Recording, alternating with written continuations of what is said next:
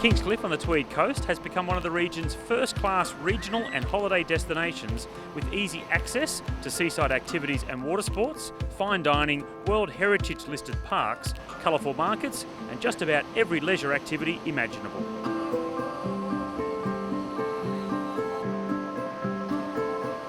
And it's also the beautiful location for day 2 of Battle on the Border and stage 1 of the women as the elite riders of Australia come out for the Subaru National Road Series to get their racing underway. It's 104 kilometres for the ladies this morning. There are 2 intermediate sprints out along the course and 1 Queen of the Mountain hill climb, and we'll see the men later on this afternoon for their stage 2. The intermediate sprints carry time bonuses for the general classification, which is really going to throw a twist in there and hopefully make them quite hotly contested today. Ruth Corset starts today as the favourite on paper as the series leader. Michaela Parsons perhaps is sitting 5th in the overall classification. Maybe she can challenge this time, but with 85 riders on the start line from 16 teams, there's sure to be lots of competitors out there trying to give Ruth a hurry up out on the course.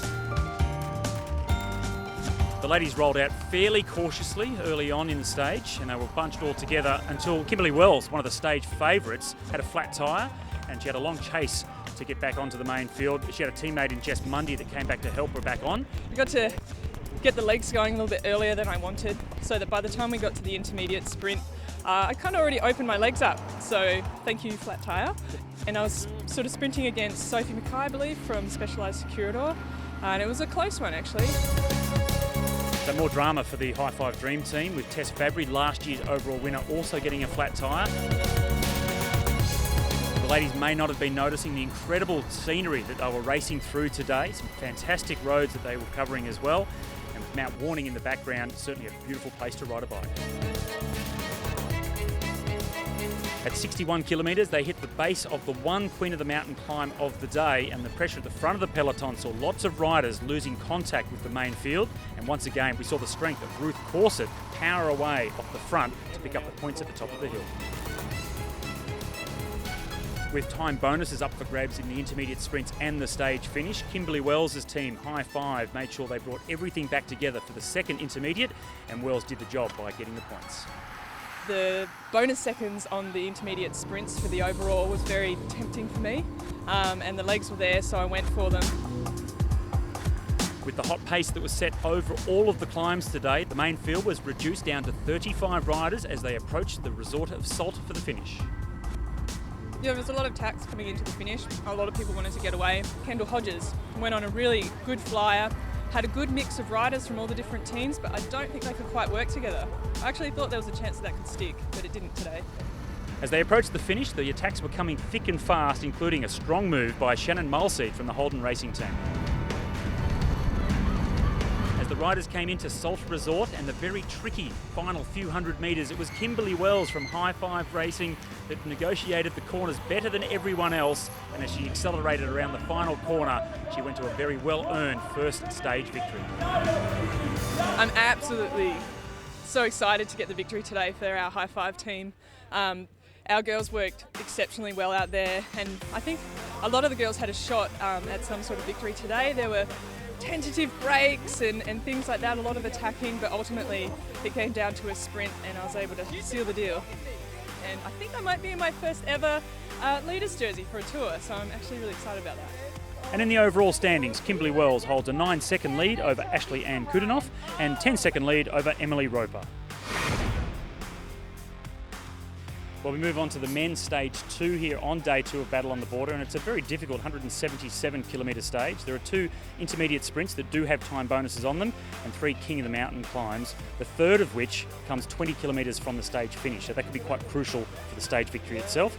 The question is, can Keegan Girdleston from Charter Mason, with 4 riders from Avanti right behind him on the overall classifications, nipping at his heels, can he hold on today? I think they're going to really try hard today to isolate him and bust it up. Whether they try something at the end of the stage, the last 20k, or whether they try and put someone in the move and really try and make the Charter Mason team a little bit tired. Well, after 7 kilometres of neutral section, the racing did get underway, and as we've seen on all the National Road Series events, it was thick and fast right from the get-go, but the peloton's speed was so high that no attacks could really stick. It was pretty hot at the start and everyone had Well, I assume everyone had tired legs after Mount Warning because that was a brutal day yesterday. As they approached the first intermediate sprint, all hell broke loose. There was a nasty crash in the last couple of hundred metres just before the line, and 4 of the riders from Charter Mason went down, including the overall race leader Keegan Girdlestone. Sean Lake got switched and he came down and there was nothing I could do. I was riding his wheel. I saw there was grass and I was like, oh, I'm coming down, may as well aim for the grass, and I hurt my wrist pretty bad coming down. The most seriously injured of those riders from Charter Mason was Nick Katsonis. Unfortunately, he had to withdraw from the race. As the peloton came across the intermediate sprint line, Chris Harper took the honours, but it was Patrick Bevan in second place, picking up the 2 bonus seconds that had him inch closer to the overall lead of Girdlestone. Girdlestone then had a chase ahead of him after remounting from the crash. He also had a bike change, and after a couple of kilometres was able to make his way back into the main field. Yeah, I had to change the bike and then I got on my spare bike and carried on riding, and I got back on my race bike, but my DR2 just died, so I had to do another bike swap and buckle on my shoe brake too, so that added to the fun. The race continued to weave its way through the beautiful Tweed Valley on the way to the first of the King of the Mountain climbs at 53 kilometres, which was taken out by Liam Hitchison. Almost immediately after the first King of the Mountain sprint, a group of 5 riders went off the front of the race, which included Patrick Lane, the highest placed in the overall classification at 2 minutes and 9 seconds. The gap stretched all the way out to 3.5 minutes. At the second King of the Mountain point at 97 kilometres, the gap had come right down to 55 seconds due to the work being done on the main field by Avanti Racing, and it was Trevor Spencer picking up the points from the breakaway group as they went over the top of the hill.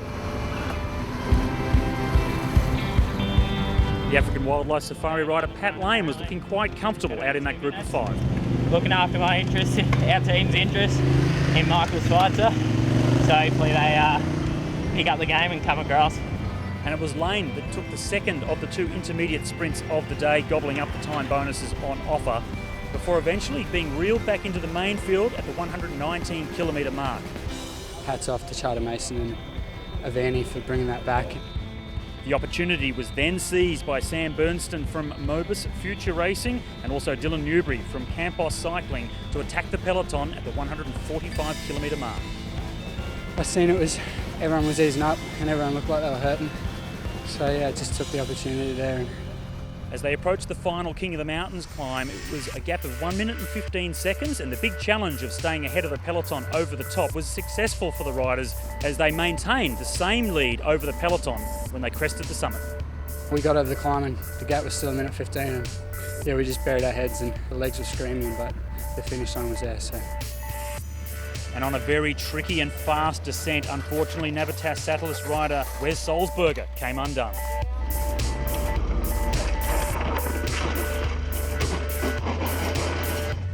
The 2 leaders were able to maintain a comfortable lead over a disorganised peloton until African Wildlife Safari came to the front to try and close the gap down for their sprinter, Michael Schweitzer.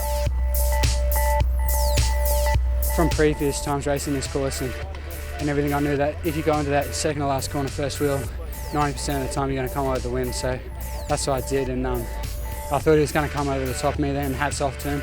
It was a strong ride, but yeah, I think it was just that finish line gave me that little bit extra. As they entered the Salt Resort, it became clear our 2 leaders would fight for the stage victory. And as they rounded the last corner, it was Dylan Newbury, new to the National Road Series, coming away with a fantastic stage victory. Always attack, hoping that you'd win, but you know, the odds are, and the amount of times it actually sticks, it's not that much. And you know, you do it 1,000,000 times for this one opportunity where it does, and it pays off.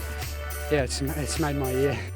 And in the mad rush to the finish line for the main field, it was Michael Schweitzer from African Wildlife Safaris finishing 3rd on the stage, just ahead of Avanti Racing's Patrick Bevan.